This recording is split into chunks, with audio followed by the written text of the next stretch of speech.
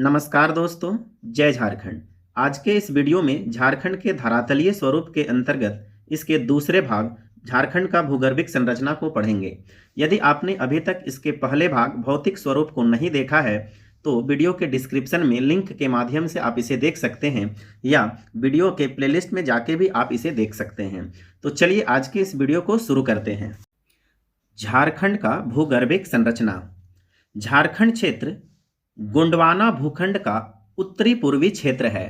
झारखंड में लगभग सभी भूगर्भिक कालों में निर्मित चट्टानें पाई जाती है। वस्तुतः कालक्रम के आधार पर झारखंड में निम्नलिखित वर्गों की चट्टान पाई जाती है। दोस्तों, झारखंड जो है गोंडवाना भूखंड के उत्तर पूर्वी क्षेत्र में स्थित है और यहाँ पे लगभग सभी प्रकार की चट्टानें पाई जाती है। आप गोंडवाना भूखंड को आप देख सकते हैं इमेज के माध्यम से, और इससे किस तरह के क्वेश्चन पूछे गए हैं आपके एग्जाम में जेएसएससी के द्वारा। झारखंड किस भूखंड पर स्थित है? ऑप्शन है गोंडवाना भूखंड, कैनौर भूखंड, लॉरेशिया, इनमें से कोई नहीं। तो दोस्तों इसका आंसर है ऑप्शन नंबर ए, गोंडवाना भूखंड। आगे बढ़ेंगे और कालक्रम के अनुसार झारखंड में चट्टानों का वर्गीकरण को पढ़ेंगे। दोस्तों, झारखंड में कालक्रम के अनुसार आर्कियन क्रम की चट्टानें, विंध्यन क्रम की चट्टानें, कार्बोनीफेरस क्रम की चट्टानें, पर्मियन ट्रेसिक क्रम की चट्टानें, गोंडवाना क्रम की चट्टानें, सिनोजोइक क्रम की चट्टानें और नवीन निक्षेप क्रम की चट्टानें पाई जाती है। झारखंड जेएसएससी में इससे पूछे गए प्रश्न है, झारखंड में किस क्रम की चट्टानें पाई जाती है? आर्कियन क्रम की चट्टानें, विंध्यन क्रम की चट्टानें, गोंडवाना क्रम की चट्टानें, उपर्युक्त सभी। तो दोस्तों इसका आंसर है उपर्युक्त सभी, क्योंकि झारखंड में सभी प्रकार की चट्टानें पाई जाती हैं।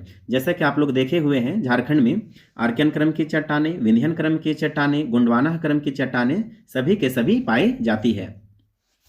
दोस्तों आगे बढ़ेंगे और झारखंड में पाई जाने वाली सभी क्रम की चट्टानों को एक एक करके देखेंगे। तो चलिए शुरू करते हैं आर्कियन क्रम की चट्टानें। आर्कियन क्रम की चट्टान भूपटल की प्राचीनतम चट्टान है। आर्कियन क्रम की जो चट्टान है झारखंड की सबसे पुरानी चट्टान है और इन चट्टानों को दो भागों में बांटा गया है। पहला है आर्कियन क्रम की चट्टान, दूसरा है धारवाड़ क्रम की चट्टान। तो हम लोग आगे बढ़ेंगे और आर्कियन क्रम की चट्टान को देखेंगे।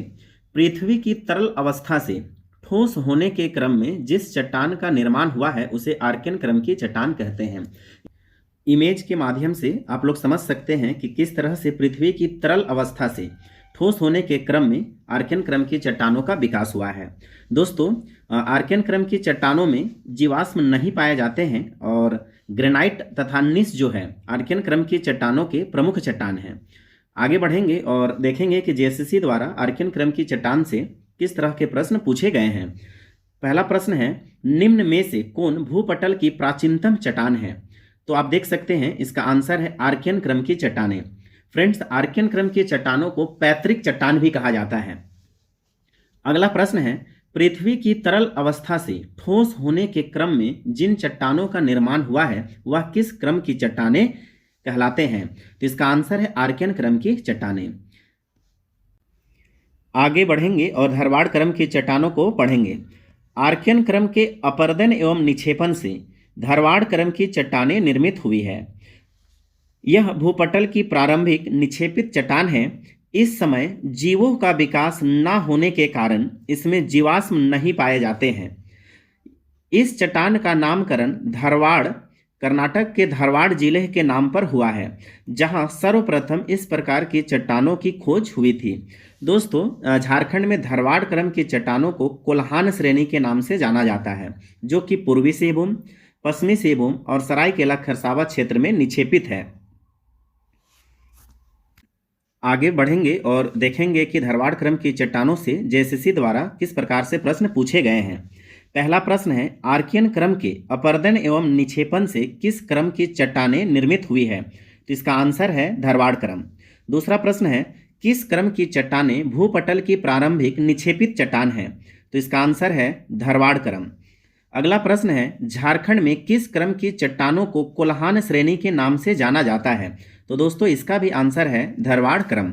निम्न में से किस क्रम की चट्टानों को लौह अयस्क की श्रृंखला भी कहा जाता है? तो दोस्तों इसका आंसर है धारवाड़ क्रम। आगे बढ़ेंगे और विंध्यन क्रम की चट्टानों को पढ़ेंगे। दक्षिण भारत में कुडप्पा क्रम की चट्टानों का विकास हुआ है, लेकिन झारखंड में इसके अवशेष नहीं पाए जाते हैं। इसलिए कुडप्पा क्रम की चट्टानों को झारखंड के सिलेबस में नहीं पढ़ना है।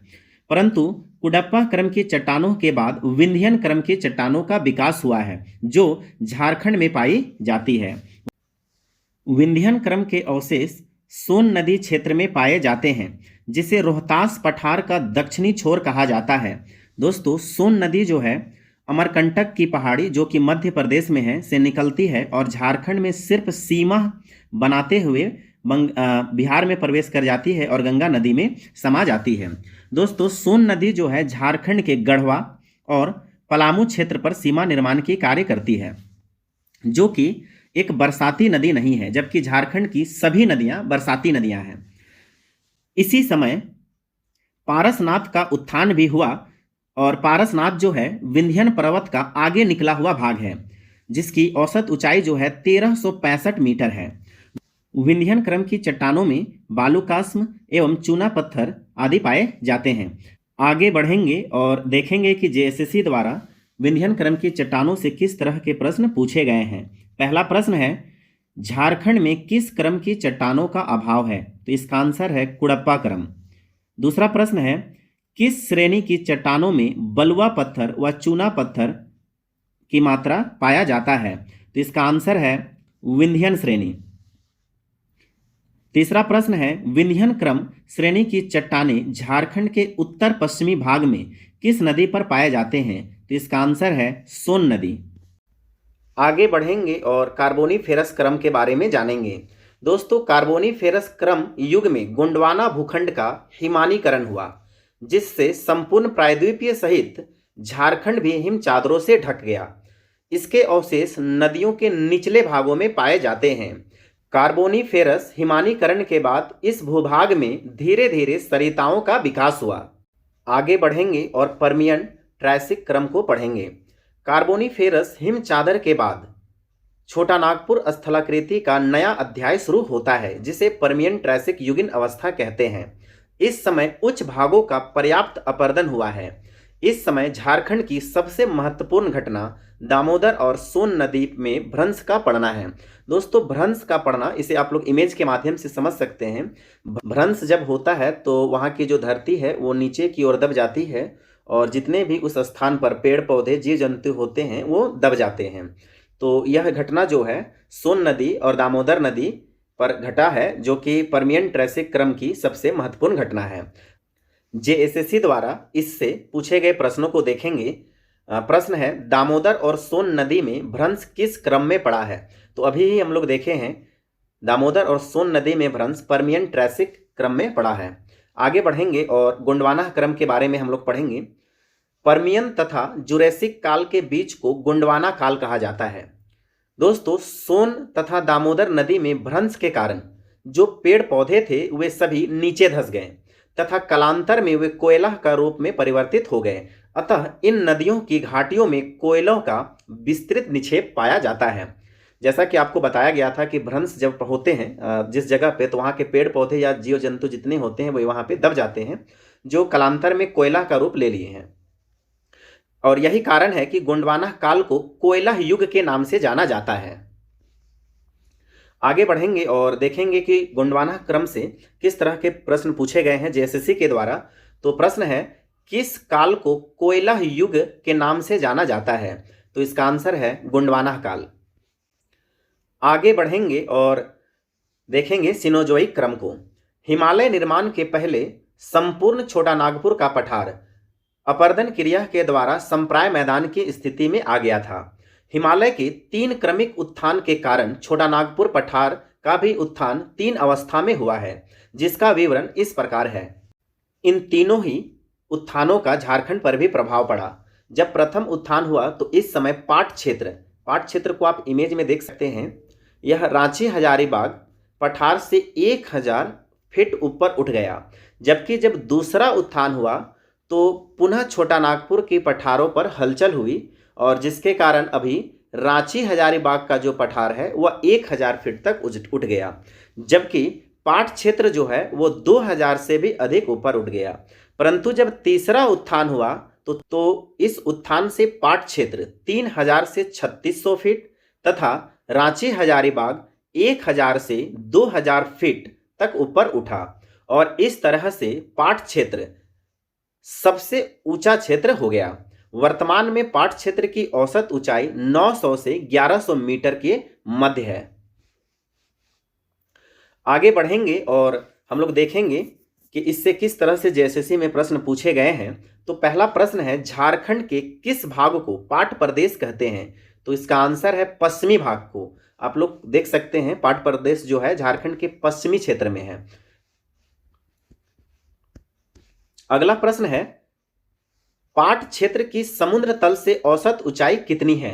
तो दोस्तों इसका आंसर है 900 से 1100 मीटर, जो कि तीसरा उत्थान के समय हुआ है। अगला प्रश्न है, पाट क्षेत्र का निर्माण क्रमशः कितने उत्थानों के बाद हुआ है? तो दोस्तों इसका आंसर है 3 उत्थानों के पश्चात।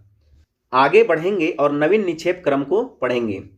इस क्रम का निर्माण पठारी भाग के अपरदन के कारण हुआ है, जिससे यह मैदान की स्थिति में आ गया तथा कहीं कहीं पर ग्रेनाइट की उच्च भूमि पाए जाते हैं, जिसे मोनेडनॉक कहा गया है।